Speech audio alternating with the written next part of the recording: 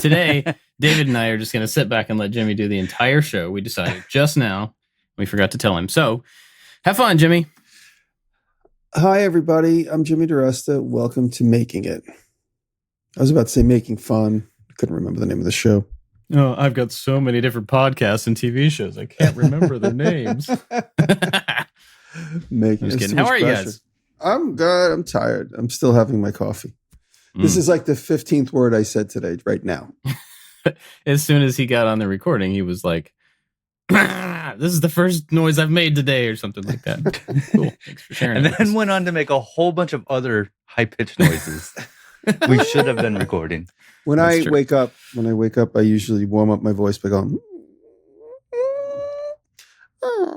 I think I told you guys this years ago. You're single, right? You're not married? Years ago, I lived with a buddy of mine he had ADHD and every other thing with initials. And I would wake up and he would just start asking me questions. He's like, what are you going to make today? What are you going to do today? What are you going to do today? Blah, blah, blah, blah, blah. He was getting divorced from his wife. And so I let him live with me for the summer. And every morning he would just ask questions to the point where I just started going. So every time he asked the questions, go. I just stopped talking. And now that's become a ritual of mine. Every morning I wake up, I just go. Just warming up my voice till the words start to formulate.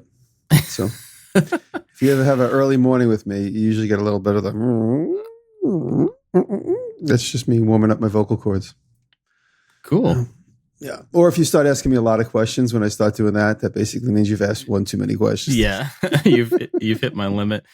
I mean, Jenny does that too. Like I'll get up in the morning. I definitely need a few minutes to just, have some coffee and like wake up a little bit. And she goes, cause she gets up before I do. She's like getting her day started and everything. And so as soon as I walk out, she's like, okay, so today we've got to take this kid to this thing and do this, then drop them off. And I need you to go pick up the thing and ask, and I'm just like, can't do it. I melt down. But anyway, what have you guys been up to? Go, Dave. I'm finishing up some bar stools right now for the new house. It's the very first project in the rental, and they look pretty good. I even did a little bit of cushion making without doing any research. I Bob Claggetted the cushion making. Oh, cool. I'm not sure that I like that, because that could mean, I bobbed it. Well, you talk about like diving into something without doing any research, so you can learn the ins and outs of something. And I felt like I had the basics, and I also felt like I had a deadline. And so let's just dive into it. And if I didn't like it, if it didn't come out fine, I could redo it if I wanted to. Although I will say, foam and padding is just stupidly expensive. Yeah, it really is. Maybe I'm going to the wrong source, because I'm going to Joann Fabrics or Michaels, and Joann's is a little expensive. Maybe go to like a furniture store and buy a cushion you like, if you happen to find one, or bigger than what you need. Yeah. I don't know if that's possible. Go to like a Bed Bath & Beyond. I don't know. Maybe that's a crazy idea, but you might end up spending more money. But salvage something that already Bed Bath exists. & Beyond just closed. Right. Yeah, they're gone. Got to go to Beyond. So what was your kind of process for sewing something like that without any experience? Like, No what sewing, was your construction? stapling. So, okay, all right. Made the bar stools, and originally the bar stools was gonna have this curvy bent lamination top, and I never liked any of the designs. And so I'm like, okay, I'm just gonna make it flat, and then I'll make a cushion for it. And so I just took a piece of plywood, 1/4-inch plywood, cut it to the shape that I needed, got some 1-inch. It's called New Foam. I don't know if that's a brand name or a style of foam. To the size of the plywood, took some cotton batting, wrapped it around, stapled it underneath, and then took the fabric or the cloth that I'm using, wrapped that around and stapled it underneath. The corners were rounded on the edges of the plywood, and so when you stretch it, it wants to fold up. So I'm like cutting off excess, and I tried to make it as thin as possible while still giving it a little bit of cushion. So the foam was like 1 inch thick. So And it came out pretty okay. I would say I'm 96% happy. The corners I think could look a little bit better. And then when you're stretching, if you don't stretch evenly along the edges, you get a little bit of waviness, and it's not a perfect radius going around the plywood. That would help. I mean, if you had a stitch seam on there, that would pull more evenly, right? You said you're putting staples? Staples, yeah. Yeah, so when there's wherever it's grabbing is where it's holding, and anything in between it's pulling. If you had an even stitch all the way across, wouldn't that keep it from doing that? That probably. I guess I don't have a sewing machine. That's something that is definitely on the list. You actually recommended one a few weeks ago that I have bookmarked somewhere. The 303 is really good one. The 303 from Weaver. It's about $1,800. But I also say always go to Facebook Market and get a $300 Juki. What you want is an industrial machine. You don't want one of those ones that come. Yeah, you don't want one that comes in a plastic box with a lid and a foot pedal. They're okay in a pinch. You usually see them on sets where people have to quickly fix stuff. But a Juki is a big industrial machine, or if it's classified as an industrial machine, Singer obviously makes a really good industrial machine. Brothers is usually a good. Like you want a big cast iron head with a table. You don't necessarily want one of those things that clip shut inside its own suitcase. Those are usually too underpowered. The bigger ones can sew through 2 or 3 ounce leather, maybe vinyl, a couple of layers of material. You always know when your sewing machine will bind up when you sew 2 pieces together, then fold at one time and try and sew 4 pieces together. And then if it binds up, the machine usually is underpowered. That's why you would need, like I said, something that's classified as an industrial machine. And you have the 303, or you just recommend the 303? I have it. I use it all the time. It is an amazing mid-level machine. Sometimes those smaller machines that are either in a box or even a smaller capacity Juki or an industrial machine is really only for sewing fabric that you would find in clothes, like t-shirt material or curtains or bedding. You want a bigger machine that can handle, like I said, a little bit of leather, some vinyl, 4 or 5 layers of canvas, something like that. And so a bigger Juki. And you could find them online all the time on Facebook Market for hundreds of dollars, as opposed to the 303, which is about, like I said, about $1,600, $1,800. It's an amazing machine if you can lay out the money. It is unbelievable. And it has a walking foot, which is also really important. The top foot pulls with the bottom.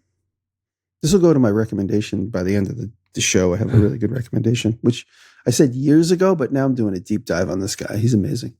But there's an episode he talks about the invention of the sewing machine, but we'll get there later. Oh, well, maybe I'm going to pull a Jimmy Diresta and say, hey, Weaver, give me a call. Yeah. I'm telling you, you have a relationship with them, don't you? I don't know. Oh, I thought you did. Bob, they reached out to me a couple of years ago to do a video, and then I replied, and then that was the end of that conversation for some reason. There is I just looked on Facebook Marketplace. We're live searching right now. There's one in Toledo, Ohio for $750. Which one is it? A Juki? A Juki. It's a DDL 8700. While you have that up, just text me that link. Okay. Yeah, there's usually lots to choose from. So you might find one that's even closer and cheaper or whatever.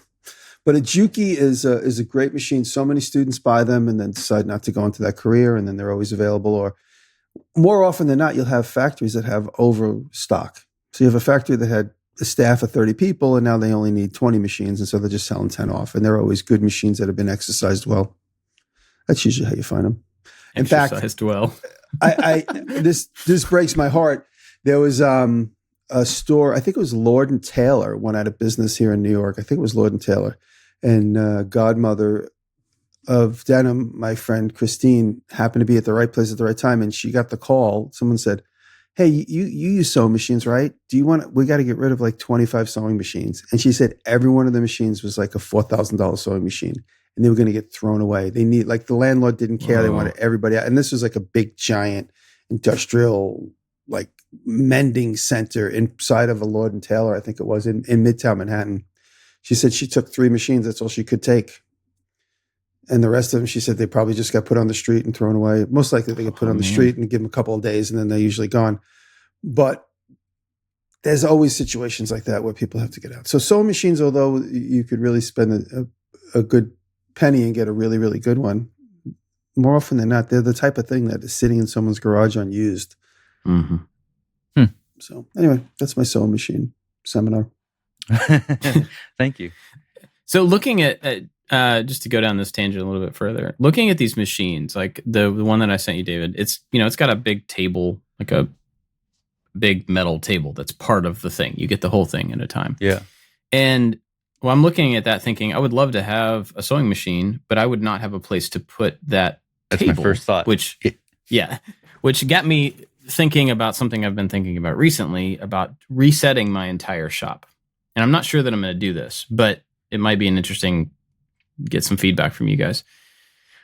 At our office, we've got a couple of lasers. I've got the big 5x10 CNC, and I don't use those things because they're there. And so I've thought about bringing one of the lasers home, the Thunder, and maybe bringing the CNC home. But to bring it home, I would have to cut it down probably, because that's way too big to have in your basement. And in doing that and looking at the shop and trying to figure out, where would those things go? How could I reconfigure? It's like I can make it work. I can push things around and, things go into corners and I have to pull stuff out when I use it. But then that got me thinking about, like, I've been in this shop longer than I was in my last shop. And so it's been enough time that I've accumulated a lot of new tools. My interests have changed a lot. I still have things that I use, but not that often. I've built furniture for tools that just is still there, but I don't necessarily, And so it got me looking at the entire space, which is a good sized space, and thinking, what if I just started over? What if I legitimately went from one side to the other and stickers on stuff like keep, sell, keep, sell, keep, sell, just go through the whole thing, not necessarily to minimize, but to optimize, but to make it more flexible and maybe less of a wood shop and more of just a shop, like different things. Maybe I split it into a clean room. Maybe I don't know. Like, I just started thinking about that. Have you all ever considered doing anything like? I know Jimmy would just like get another building, so that's not really an issue for him. But have you ever considered that? Just like resetting completely? Not to that extreme. No, I have, but it's just too daunting of a task to even think it through. I'm redoing some pieces of shop furniture just because after a couple of years, like, you realize, oh, this could be a little bit more efficient. This bottom needs to be open so I can hide stuff and pull stuff in and out. And this is where I need a drawer. This is where I need a cabinet. So I've slowly redone some of that. But as far as my shop is, it's pretty darn efficient, I would say. And the tools are, for the most part, besides a couple of them, are where they need to be. And it works for me. So I have no desire of doing a complete reset until someday we can actually expand the shop. And I think I would do the exact same setup. I would just spread things out a little bit more so I could get a full sheet of plywood onto the table. Right now, that plywood hits the tools on the back wall, which are a bunch of sanders. I think I've just slowly optimized over the last 10 years. And when you laid out your shop in the first place, you spent a lot of time planning it, and it wasn't haphazard. It was, I had, and I kind of nerd out about this stuff where I draw everything up in Illustrator, a top-down view. I print it out, and then I cut everything out of paper and play with arrangements and see what is going to work. I'm doing that for our basement right now because I'm thinking about taking this room on the other side of my office that's like just a basement room. And it's been a bunch of different things so far since we've lived here, but it needs to be a big just hangout room for my kids. They're getting older. They need more space. They need to have friends over and stuff. And so I'm doing that right now in Fusion, where I kind of just drew the floor plan and I'm drawing a few pieces. I thought about doing the same thing for the shop, but when I look at the number of things I would have to draw for the shop, it's like, nope, it's not even worthwhile. So just kind of eyeball it, I think. But sounds like you got to sell more things. If your shop is efficient, but maybe not as big or as like, you don't have as many opportunities, what would you do with a sewing machine like this? If you were to get one, where would you put it? Put it on wheels. And it becomes one of those things that has everything piled on it until you need it. I know, because I have like 8 of them. But it's also something that could live inside. It doesn't necessarily need to be in your shop because I mean, I assume you would want to protect a machine like that from sawdust and you just sawdust does build up on them, and I usually just throw a cloak over them, any kind of drape. It is they're heavy, so they're difficult to move around. They usually have rubber feet and they're very heavy. So I often put them on wheels. I have my two weavers, which is the 205, which is for sewing through like 1 inch thick of a leather hide. It's a giant, strong 1 machine. inch thick.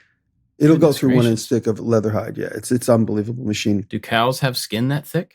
Well, if you do several layers, like for instance, here, let me show you this. I have this sitting on my table. This is a knife sheath, and since we're doing video, that's a mean cow. You can't. So look at this thickness of leather. Oh my goodness, that's about a half inch. It's 3 layers of 10 ounce, and that's just sewn right on the machine, just right through. Up. It looks like it's hand stitched. At least the top stitch looks hand stitched. The bottom doesn't look as hand stitched, but these are really. This is a type of machine it's extremely useful. In a minute, I'll grab a wallet that I made. So I have that machine, which is very heavy to move around. It's got hard rubber feet that grab the ground. It's like Velcro to the ground. And same with the 303. But I do have a couple of Jukies in the bigger shop that I have on wheels that I move around. And occasionally I do use those. But now I'm addicted to the 2 Weaver machines I have because I'm just so used to them now. They both have walking foots, which is very convenient to have for any machine. And I've always put them on dollies. So what I'll do is I'll buy a dolly from Harbor Freight. I cut it in half and then I extend it. So it's just as long left to right in the Y direction, because that would be the Y axis.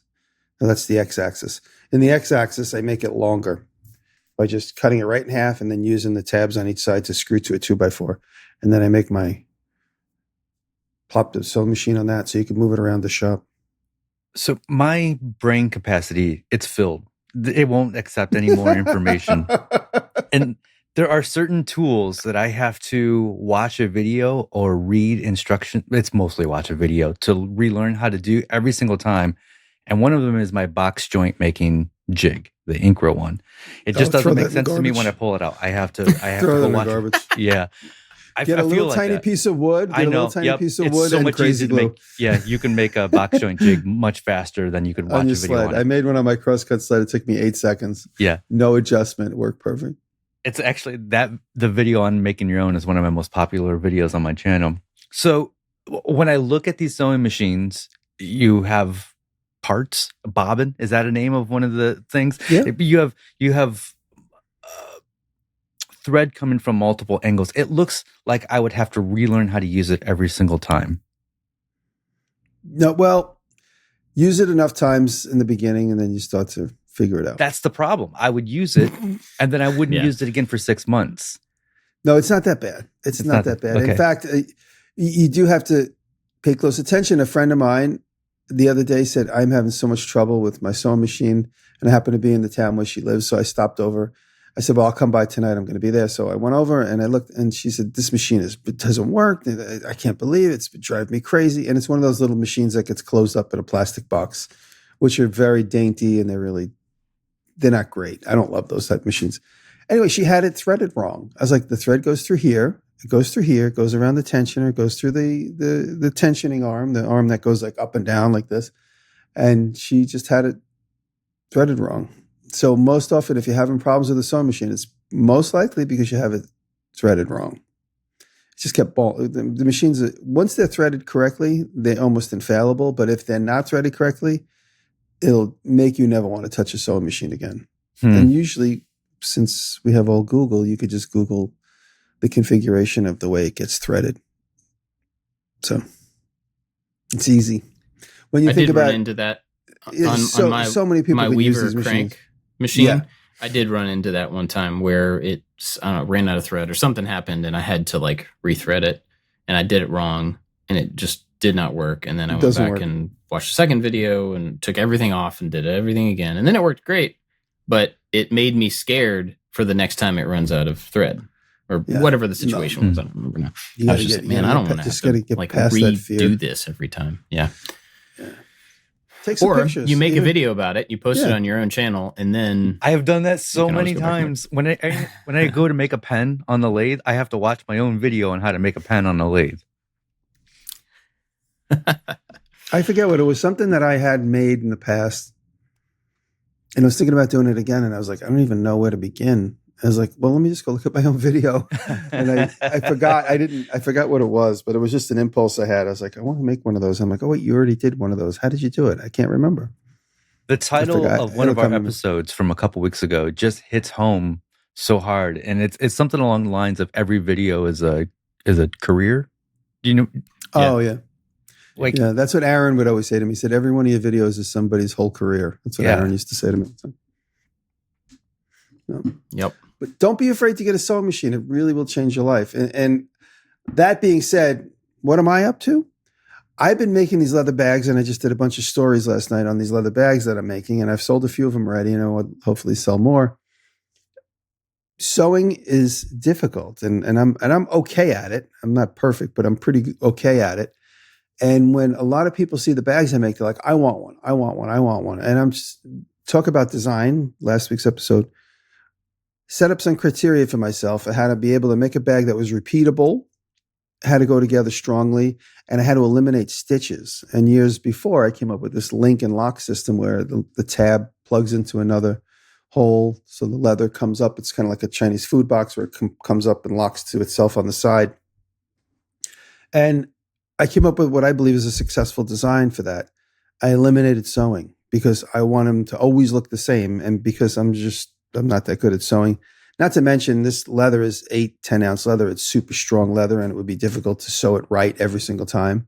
Even in the configuration that I made it, I wouldn't even know how to sew it. So I had to make it the way I made it, where it's tab and slotted together with a couple of rivets to keep it together forever. And with all my sewing experience, I was like, I want to make a production bag that has no sewing in it whatsoever. Because that was the hang up for me, to try and do something cleanly and perfectly the same every time. I knew the sewing would be the hindrance. I can make a one-off.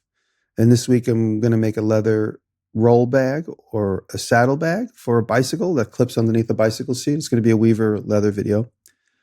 And there'll be a little bit of sewing in that, but not a lot. The sewing will really be more visual accents as opposed to actual doing sewing job. I'm going to do it more just because it looks good around the edges. So I could eliminate it entirely, which I might. But sewing, when it comes to the zipper bags that I made, is obviously essential. You couldn't make those without sewing. You have to sew a zipper to the end of a fabric. And when it comes to concealing where the end of the stitch goes and how to hide it, that's always been my hang up. And that's primarily because I never worked in a factory situation. I'll give you a situation where Taylor always handmade stuff, always still hand makes stuff. Taylor, my ex.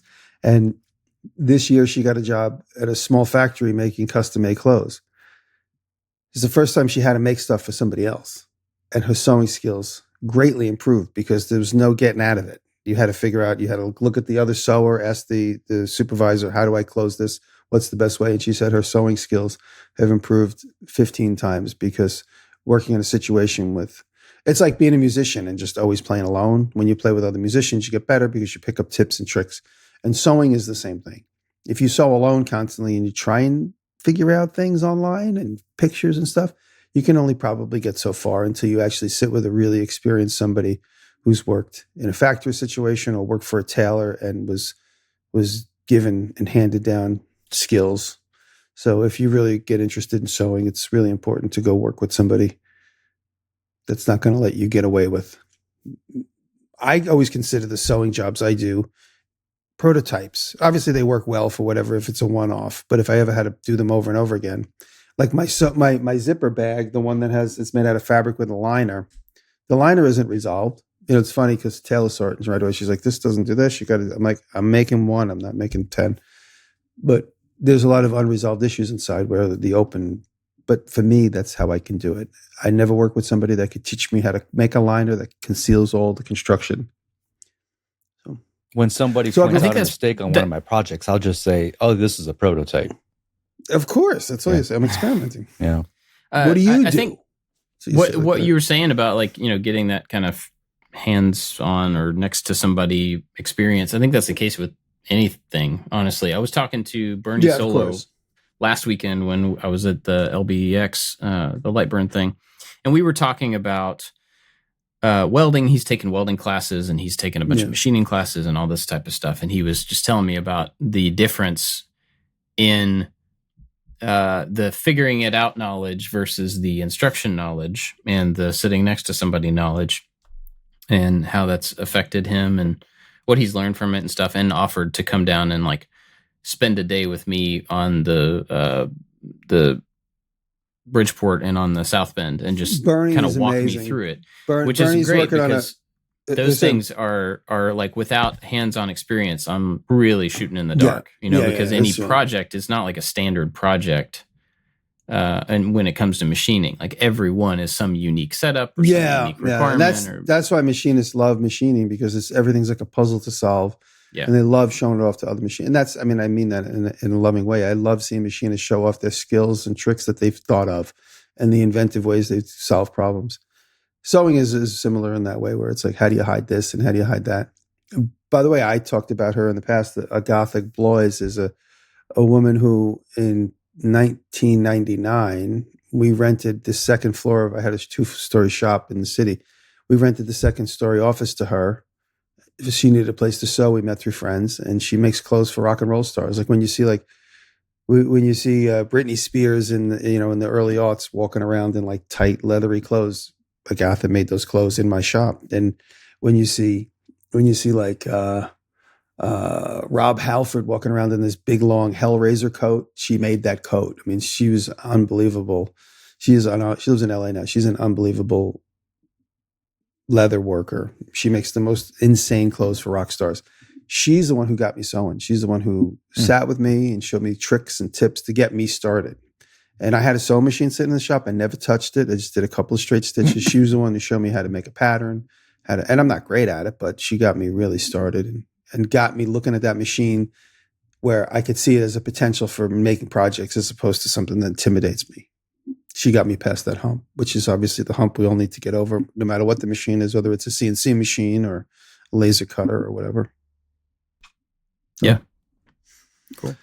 So what else am I doing? I did the bags this week, which are up for sale. They're on my Instagram page mostly. And we made some milestones on the graveyard house. Me and Mike were able to put in half of the sill plate, which is underneath that big suspended open roof, which you see on my stories from time to time.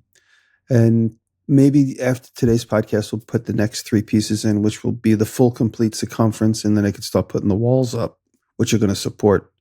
And in the meantime, the sill plate is suspended in space by a couple of stilts. And my stonemason is filling up the undergap with stacked stone. So we're putting it back the way it was, but better. And that's going to probably be in a new video, probably in a couple of weeks. I just started editing up my episode 5 last night. 5 or 6, I can't remember. Cool. The house video is doing well? Nothing's doing well, but I don't care anymore. Cool. I made a bronze door knocker. It's got 60,000 views. It's just like, whatever. Now I'm playing to my mom and my family. That's it. And those 60,000 people, those close friends of mine. That's a big family if you have 60,000 people in your family. No, everything hits 100,000. And then I occasionally hear like the sounds of brakes screeching in like the distance. I'm like, what is that? I'm like, oh, that was my video. It just stopped getting views. It just hit a wall and is now dead. Yeah. Yeah.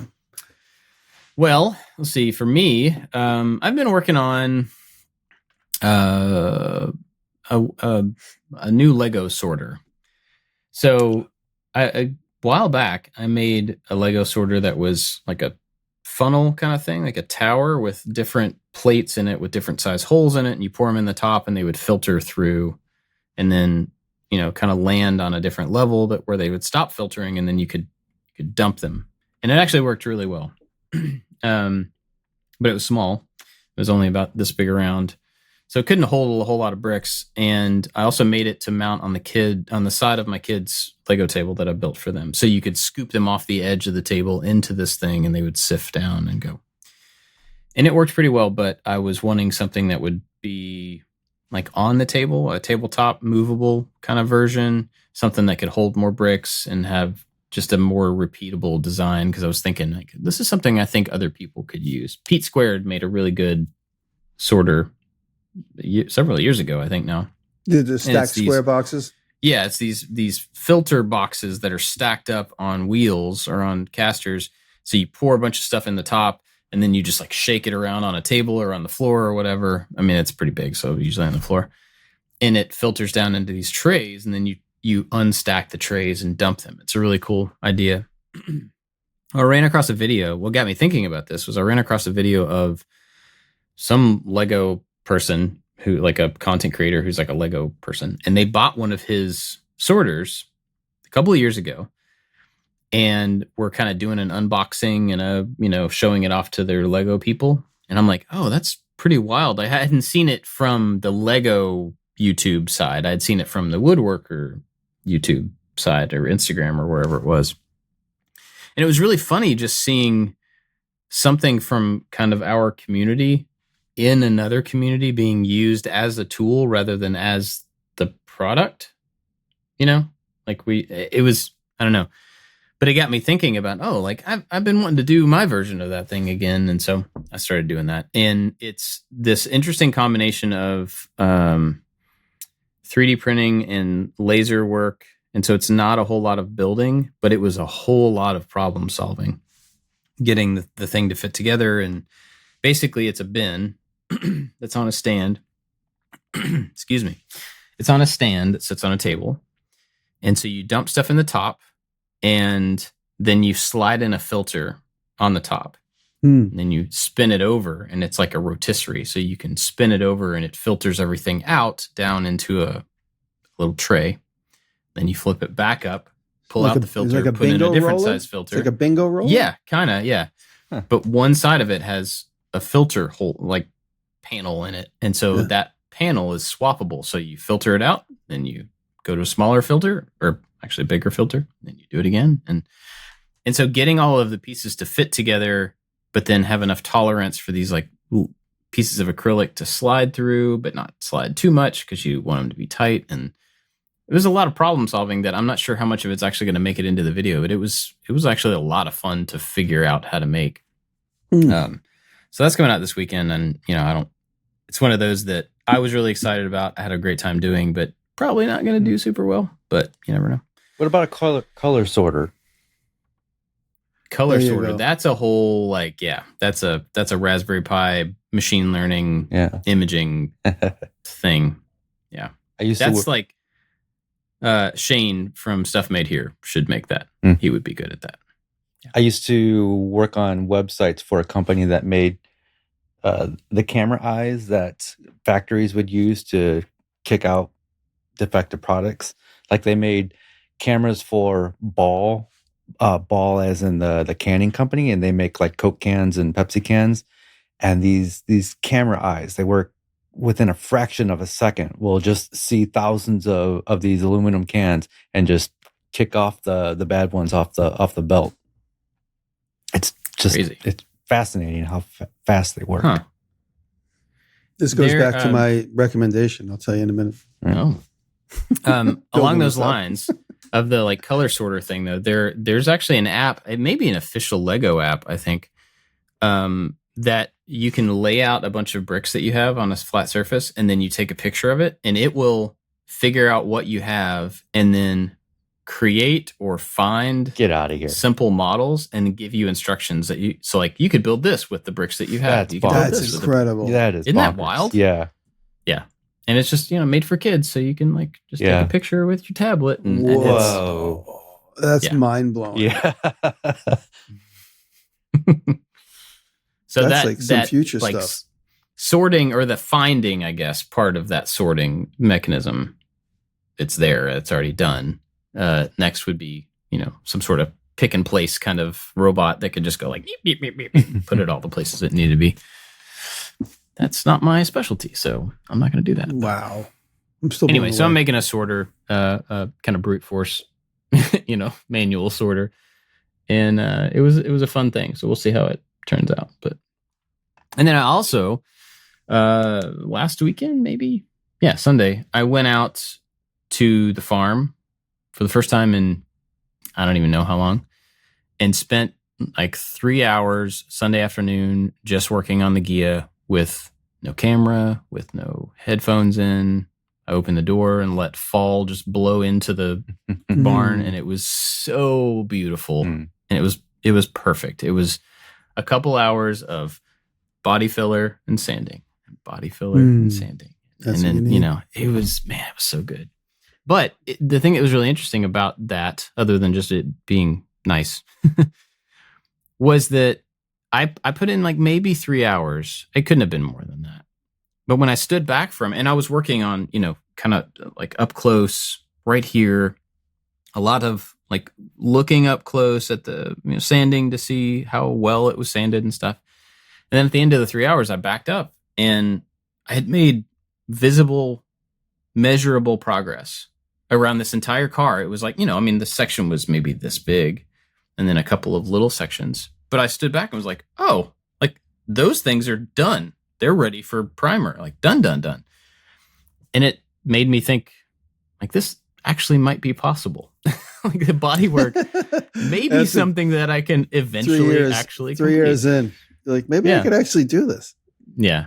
Because I think, there's a certain level of just like, this is probably never going to actually get finished, but I'm going to keep working on it just to make a little progress.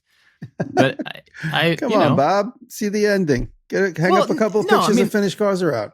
I can see it, but like you kind of forget like that when you have all of that work on something, you kind of forget that the end goal is something that you're actually trying to get to. It's not just the next step.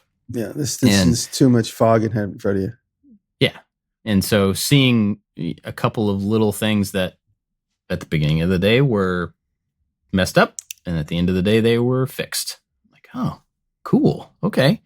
And it got me really motivated to, if I spent maybe 5 or 6 more of those days at 3 or 4 hours at a time, the body work could be done. Like this thing could be ready for paint. And that's pretty wild to think that that's a possibility. So anyway, I'm going to try to schedule some of those days, so that I can just keep chewing at it a little bit. How do you eat an elephant? So it's funny you said that, because as I was doing that work and I stood back and I looked at it, I was like, how do I make a video about eating an elephant? About this feeling of little bits of work? Because our videos, they have to be a story. They have to be here's the setup, here's the payoff. They have to be something that draws people in and in some way. So like, how do you make a video about doing a little bit of work a bunch of times? And that was what came to mind, is how do you eat an elephant? So I was like, okay, if I start with that idea, how do you eat an elephant as the video? How do I make a video about that with the car as the example? And so for 3 days since then, it's really funny that you said that, because that has been in my head going, how do I turn that phrase into a video? And how do I make it not just like a thing you say at the beginning and a thing you say at the end, but how do I actually stretch that into a story and do the work at the same time? If I may interrupt just for a second, I just went through that a few days ago. I wanted to make a tour of the new house so I can kind of kick off the start of this journey. And I was like, I can't just do a walk in the door, go through a tour. It has to be a story. And so I spent a day plus just figuring out how to turn it into a story. Have like a middle or beginning. Start with the beginning. You always start with the beginning. Start with the middle and end. And so the tour is only one part of it. Then there's the why, and then there's the how. And I really put a lot of thought into what's going to be probably just a 10-minute video. But it was just like, I'm scripting. I don't normally script, not word for word, but I'm scripting of how I'm going to approach this. And it's one of those things, like maybe if this works out, if I can figure out the good packaging for it, maybe I need to kind of script my videos a little bit more. I don't know. But it was a lot of work. Yeah. But it's interesting because, we've gone back and forth on different amounts of that pre-production stuff over the years. Like we've tried to really figure everything out ahead of time. We've obviously tried to not figure out anything ahead of time and just go for it. And there is some floating place in between those that is really productive, where you put in a lot of work up front and it makes the rest of it so much easier. And you kind of know where you're headed and you know what the edit is supposed to accomplish and stuff like that. it's hard to do that every time for me anyway. It's hard to I think through that stuff every time. Like if I am just talking to the camera off the cuff, I feel like that's a little bit more real. And then when I script it or when I have an outline, it doesn't feel as real to me. But the information is more condensed and it's concise and it's more valuable. It's like more efficient. So I just have to learn how to talk to a camera that feels authentic to me, that is still a little bit structured. Yeah, that is something to get used to. 10 years later, I'm still figuring this out. Oh yeah, I mean, it's not like, well, it keeps changing. Yeah, I mean, that's part of it, and we keep changing. Yeah, and that's a bunch of variables that we constantly have to juggle. So speaking of the house, we had an idea for a kind of a topic today because you have all of this opportunity. So what was the thing that you wanted to kind of brainstorm about? This kind of goes back to your talk about the shop as well. Is what do you do with a blank slate? I have a bedroom. I have 2 bedrooms and I have a living room, and each one is just an open space. How do you approach designing for that space? Where do you start? Have you ever started with a blank slate? Because a lot of times, all of us, we have these homes that we already live in. It's already occupied by furniture, and then we're just adding to and taking away. The only time I've started with a blank slate is in my current shop, because it was like I had this much stuff and I had this much room, and I got to decide how to spread a relatively small amount of stuff into a big space, and then that empty space is filled up over the years. But that's not really the same as or maybe it is, I don't know. It's not really the same as a bedroom or a living room, like a living space, I guess. I mean, my approach to any of those things is always going to start with the functional, and then like the design and the aesthetic of the whole thing is going to be the last thing that I try to cram on to top of the functional thing, just because of how I am. But I would immediately look at a space and like, all right, make a list of what does it have to accomplish? What are the necessities? What are the things that it needs to do? And what pieces of furniture do I have that I have to put somewhere? And is there a way to make them more, I would do the constraint stuff first and then add on top of that. But that's just me. I always get intimidated. I did this room over last year, the whole room gutted and re-sheetrocked and insulated and painted. And it's still temporarily arranged because I have such a hard time. I got my desk and everything I need. I got like 5 stools around me so that I could have all this extra stuff around me. There's like a stool right here. There's one right there. I got the pull-out drawers. I'm horrible at it. I really am. I need somebody in my life that comes in and just organizes stuff. I have all my pictures that were hanging on my previous arrangement in here, all just leaning on the wall, waiting for me to hang them up. If somebody else organizes something for you, that would be great. Does it feel organized to you, though? Yes. It does? Yeah. Well, I mean, that's not a jab. That's a legitimate question, because if somebody else organizes stuff for me, I don't necessarily know where it is. So it doesn't There feel was a organized. time in my life, I'm old. I'm much older than you guys. But so old. There was a time in my life where I was very, very OCD about nobody touched my stuff. And then over the last, I don't know, maybe it has to do with having assistants. I don't know. I've had Dave. Well, I used to have Keith, was before everybody knew me. And then Dave. And that's when everyone got to know me on YouTube. And then Aaron, Brett, Rob. And Aaron started taking over. And I've talked about this before. Aaron as he got to know me and he became a little bit more free thinking without worrying about what I thought, I'd come in and go, I hope you don't mind I rearranged this whole wall. And I was just like, oh my God, that looks amazing. And then I'd like, have at it. And then I'd come into work and he'd be like, I hope you don't mind. I took Sunday and I rearranged this whole corner of the shop. I think it works much better. Oh my God. I think there's things that you will never think of. That. Yeah, when somebody else does something for you, I was never really good at it. Yeah. Like I didn't want anybody touching my stuff, but not because I just it was really because it was so messy and I knew where everything was because nothing had a place. Like if I put my watch right here beside my computer, if I can turn my camera, there's a pile of 5 very expensive watches just sitting on top of one another.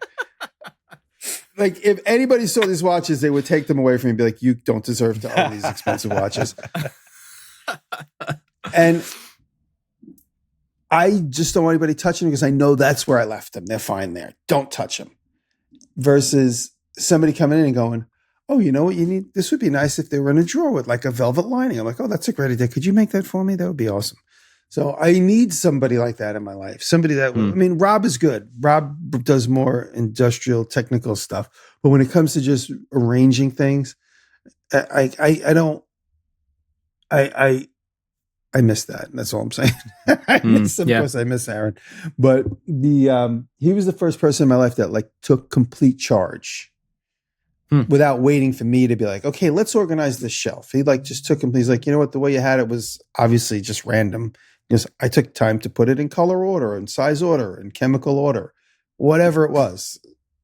He sorted through a box of bolts that I had and then put them in every drawer. He's like, this just seems to work better. I hope you don't mind. I'm like, no, that's awesome. Like if you saw my stories yesterday, I bought the Milwaukee little snap lid box for the Dremel tools that I recently bought. I bought the one that I didn't like, and then I bought a Milwaukee version. And I want to put them in a case. So I know like that case has all I could just grab and go with that. And I can go to a job site if I needed to, or go to a different part of my kingdom and fix something over there in a different domain.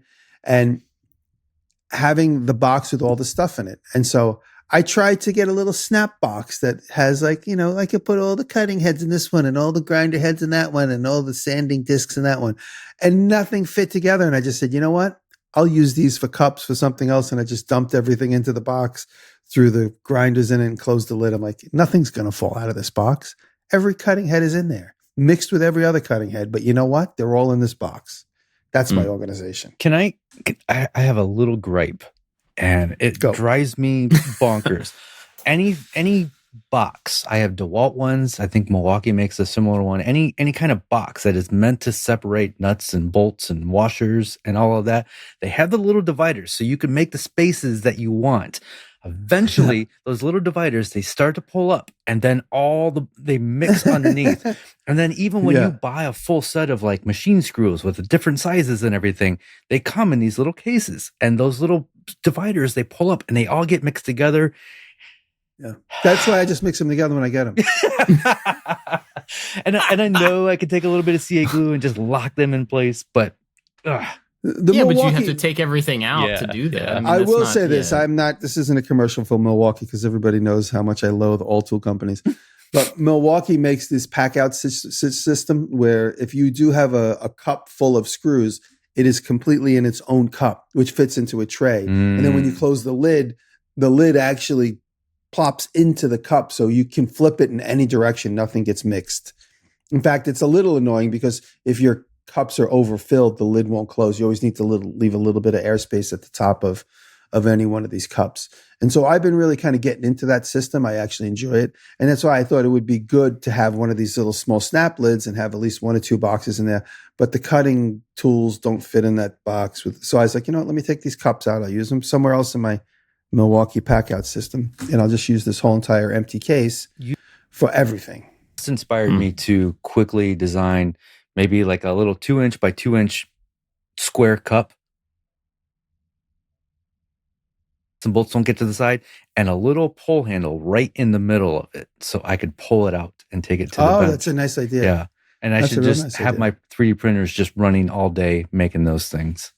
Yeah, how about if we talked about possibly brainstorming this room up? Wouldn't it be cool if you had inspired by the pack out system or any type of tool system where you organize stuff? Imagine a whole room like that. Now, I don't know what that means exactly, but the bed or the day bed, whatever, looks just like it's made out of plastic, and it can be like modulated. The pillows all fit together, but they could fit somewhere else too. I don't know. I'm just brainstorming out loud. The table, the stools, everything. You could put them in a corner of a room and it'll be like all blocked together, no empty airspace, but you could pull them apart and they could be individual parts, but you could push them all together and they could become one thing. like the stools and the seats can all come together and become a bigger table. Yeah. I don't know. Yeah. Well, I've seen stuff like that where you have, that's why I love the Apple crates, the movie Apple crates. You ever see those things that they use on movies and TV shoots? The Apple boxes, not crates, Apple boxes. I love those because you could put 4 together and make a little stage. You could put 4 together in the second position, and then it's a stage, but it's higher, it's a little smaller. And I constantly sit on them. So I'm always looking around the shop to grab one to sit on. Like last night I welded something, and I was like, I can get the rolling chair with the cushion. I'm like, no, I'd rather sit on the Apple box. Happens to be something nice about it where I could kind of move around and it's not going to move. It's not going to roll. But if you set up a room with modular furniture, I don't know. What does that look like? What is the intent? Let's go back to the room. Like, you have a bedroom. Let's take one of the bedrooms. Is it just a bedroom? Is there any requirement? No, or are there any things that have to be there? There needs to be this cohesive feel between all the pieces. When Jimmy talks about like modular furniture, one of the beautiful things about modular furniture is they all look like it belongs. They all are. It's a set. It looks together. So I am not just making a bed and some nightstands. I am making a set concept. Like you would go to Williams Sonoma and you would buy a full set and so I'm trying to work like that. And even the artwork on the wall and the color of the walls, the paneling that we're going to choose, I want there to be a feel for each room. And this is not something I've done because everything has been so individual. And sometimes like, oh, well, there's the Picciuto style, which is basically Danish modern, mid-century modern stuff. But each piece has always been individual. Now it's like just trying to create this flow. And this is going to all tie into my pick of the week. So you talking about it that way makes me think that maybe a good way to make those things individual but cohesive is just to start to dissect. Maybe you have a table or something that you've already made that you're like, this is the thing, this is the aesthetic, this is the direction I want all of those pieces to inherit. So dissect that piece. I used this kind of curve. All the curves need to be a variation of this. I used this thickness of tabletop. All of the surfaces need to be this. Start to break down some like requirements. Then when you go to design a bedside table, it doesn't have to stand alone, or it can stand alone, but you also have a set of criteria that you're like, well, okay, I'm going to design this thing, but it's going to have this thickness. It's going to have this curve. And it's going to have this taper. And so, you could dissect something that you like to build some design criteria for other stuff. I haven't actually thought. I've been into mood boards lately of just collecting ideas, and I've been doing that, and I've been like circling. I like the way this looks on this particular piece, but I have not set a list of criteria like that thickness or that curve, and that is definitely something I need to do for sure. So when I model something in Fusion, and I know this is different, but there's a crossover. When I think about, I'm going to model this bottle. This is a juice bottle from a local place. So if I'm going to model this bottle, I start to look at all of the things that I could turn into parameters. The width of the bottle, the radius on the bottom, how thick is the cap, all of those detail things, and I write all of them down and with the measurement. And then before I start actually drawing anything, I'll go in and fill out the parameters with all of those things named correctly. Then when I go to build it, I just use the names of the cap thickness and bottom radius and whatever. And so I think if you took that same approach to define the things that are unique about that particular object, and maybe you don't have to go that far because you're talking about a style, not a particular object, but I think the same thing applies. You write down the things that are important, the things that make that unique, the things that you would want to recreate. And you make a list of them, and then you use them to inform a new design. So, and I think you could do that like from the aesthetic standpoint or from like a construction, like maybe you're thinking about, I don't know, joinery. You could do it the same way. It may not be visible stuff, but it would at least make consistent across multiple pieces. Yeah. So. Well, especially if you're doing joinery, you have to create a custom jig for one piece, but that custom jig now is usable for all the pieces within that particular room. Sure. Yeah. So you have 2 bedrooms, and what was the other one? Living room. Living room. Ooh. And a tiny little office. Yeah. So the living room so the bedrooms, I would imagine you could apply, like, you're probably not going to do the exact same aesthetic between the two of them. Two right? completely so different apply bedrooms. This one and that one. The living room is the big shared crossover space that most people will be in. Yeah. Is there going to be a theme, Dave? Like, is there an overall theme for the house? Clowns? Is that what you said? Clowns? You're going to have clowns throughout the Because I have a theme for my graveyard house, which I probably talked about publicly, but I'll tell you about it. Ghosts? Yeah, there's definitely a theme. I don't have a phrase or a word for it, but I know what it is in my head. It's the Picciuto theme, right? Throughout the entire house, there's that particular feel. It is supposed to be, it's not only a house that we're kind of designing from a woodworker's perspective from the ground up, but it's a gallery of my work. Like the whole thing, it's like I've never been invited to show my pieces at a gallery, so I'm making my own, and this is what it is. So I want each room to have this cohesive feel to it, but I also want each piece to have an element of that's a little bit different, or that's really cool, or that's well designed type feel. Nice, like a fit and finishing care to everything. Yeah. As opposed to my house, the overall theme is junk drawer. Or pre-hoarder.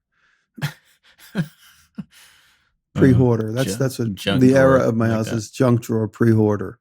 No, my house actually isn't that bad. I'm just kidding around. My office, we got used to Airbnb in the house 10 years ago. And so this office happened to be the place that we would screw the door shut. So everything would get thrown into this particular room and I'd screw the door shut. So this room became the junk drawer it's like last minute. Any personal things got thrown in here and the door got screwed shut. Obviously I don't Airbnb the house anymore.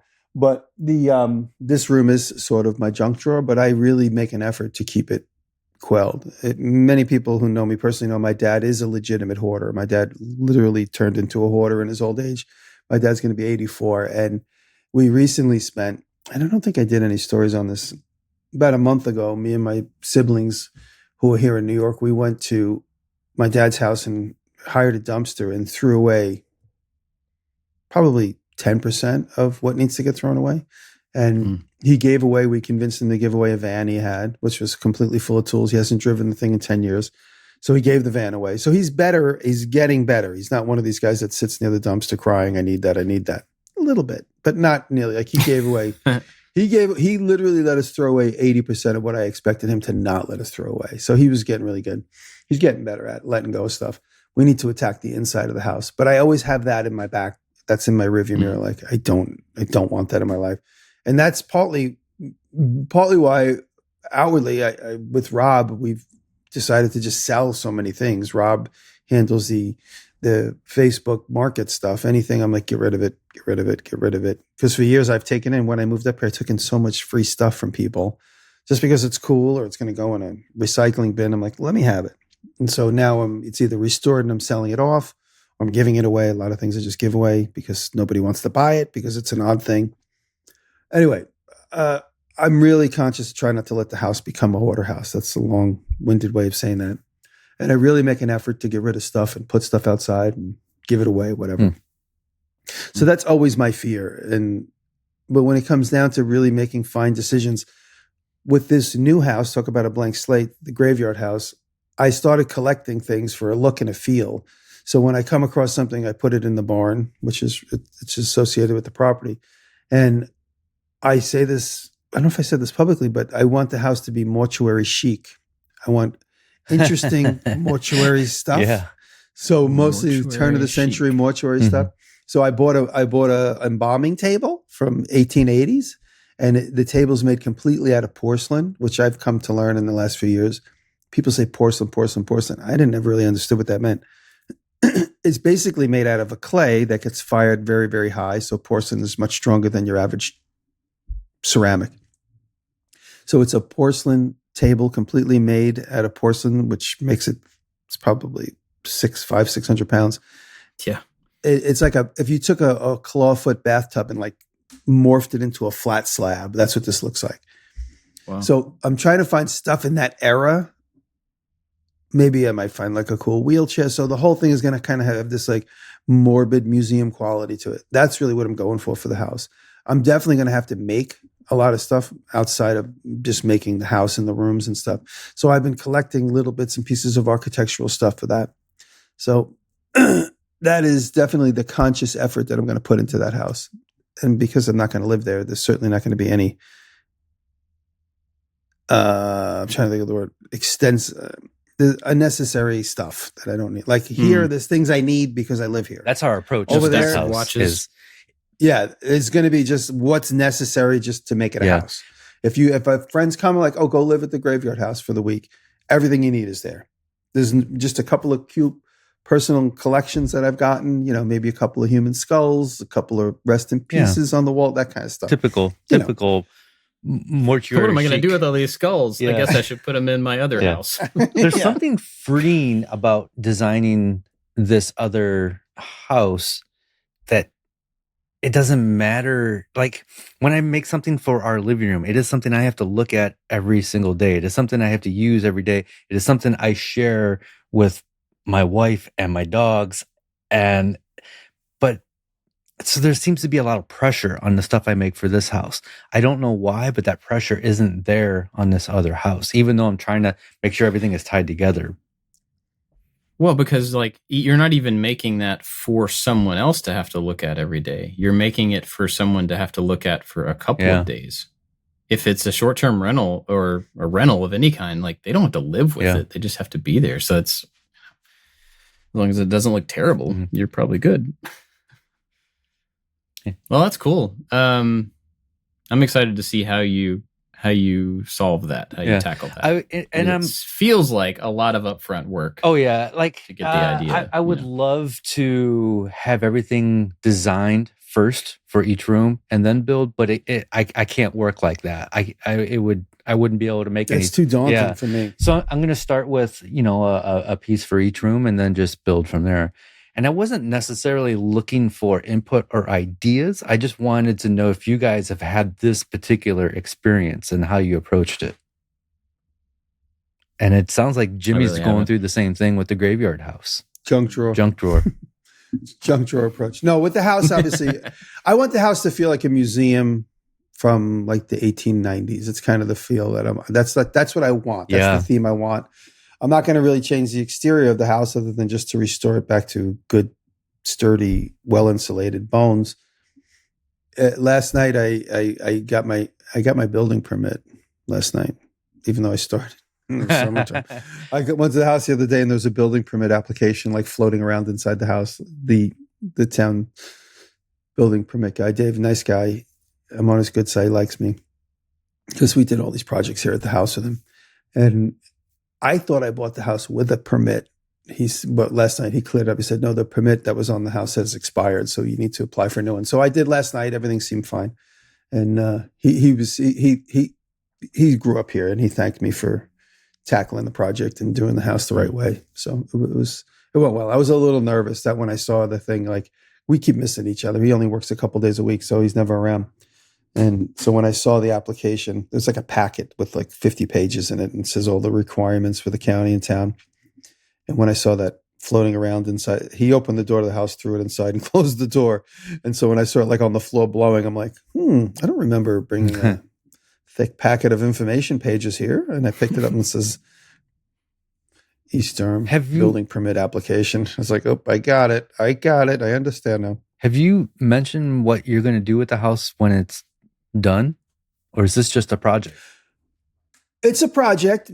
Me and Howard have been talking about buying property up here for a really long time. I mean, since we actually got together. And when we finally found this, it's a nice setting. It's a beautiful setting. And I said, if we wanted to modify anything, it's already halfway there. It's already been gutted completely. I don't have to deal with plaster. I don't have to remove rooms. This gentleman before me did everything. So it would seem like a perfect opportunity to get into it. And once it's done, I'll probably have it either as a spillover if I ever did an event, have people stay there.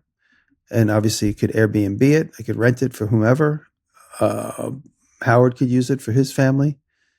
It's just going to be an extra house. And then if things get to a situation where we had with COVID, where people were buying houses up here for 200% of the asking price, it's 50% of the asking price, 150% of the asking price, I should say.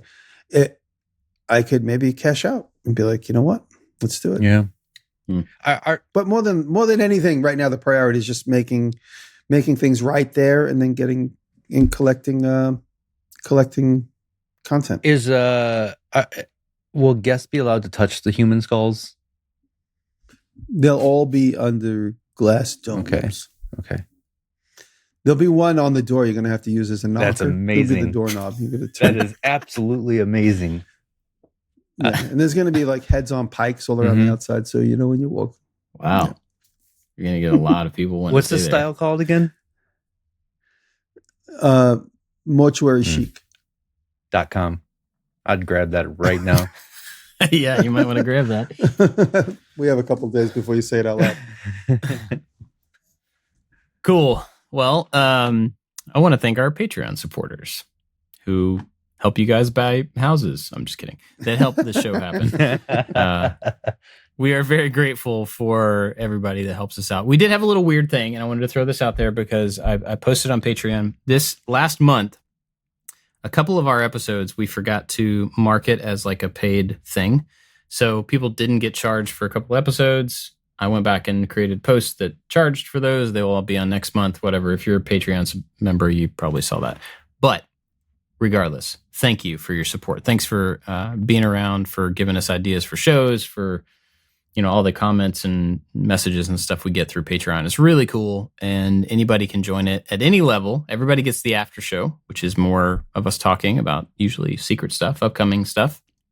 We're doing video for the after show now as well. So if you want to join that, you can go to patreon.com/makingit, and then you can join any level. But our top supporters over there are Corey Ward, Albert's Woodworks, Works by Solo, Chad from Mancrafting, Chad's Custom Creations, Rich at Low End Designs, Odin Leather Goods, Sean Beckner, Adam Grove, Scott at Dad It Yourself DIY, The New Janky Workshop, Warren Works, Michael Manegin, The Web Wrench Specialties, and Crabtree Creative. Big thanks to them because they go above and beyond and have for a long time. And we're very grateful for everybody over there. So thank you. Thank you, guys. Do you guys have anything to recommend this week? Yes, I've been chomping at the bit. All right, well, say it. I have to make sure I say his name right, so I'm going to look at my history. Where is it? Come on now. The Secret Life of Machines with Tim Hunkin. I've devoured like 6 of his videos in the last 2 days. You guys know Tim Hunkin?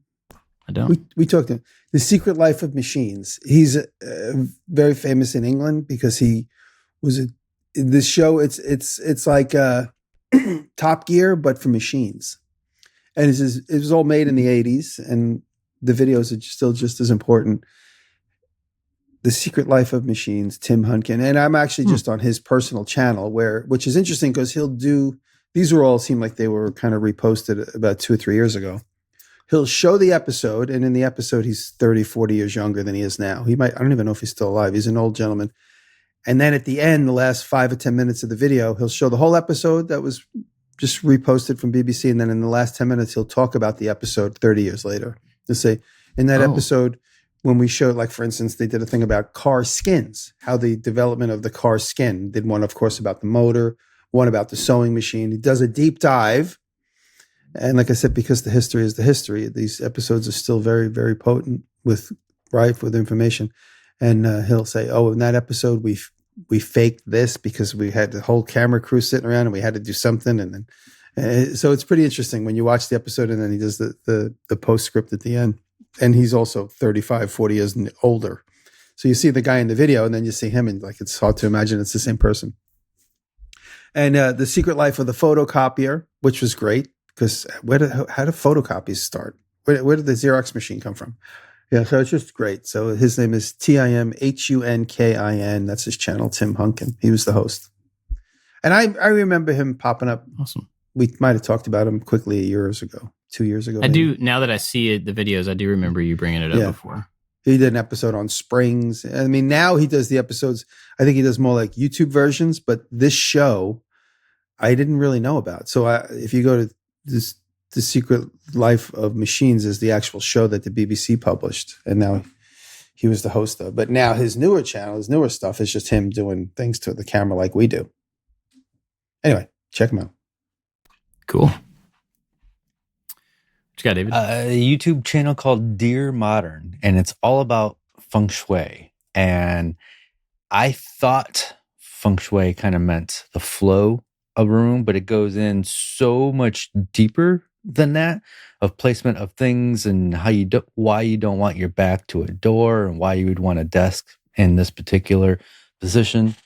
And I started going through the rabbit hole of this YouTube channel, and it turns out he also has a book. So I just started his book as well. It's just feng shui is. I casually was looking something up, and now I'm down this huge rabbit hole. So it's called Dear Modern. Cool. I have two. One I'm trying to look up because I forgot what the name of it was. I pre-ordered a book. Oh, yeah. By our buddy Andrew Huang. It's called Make Your Own Rules. That was the name of the book. It's for pre-order. So Andrew Huang is a musician. He's amazing. He's just, I don't even know of another word. He's amazing.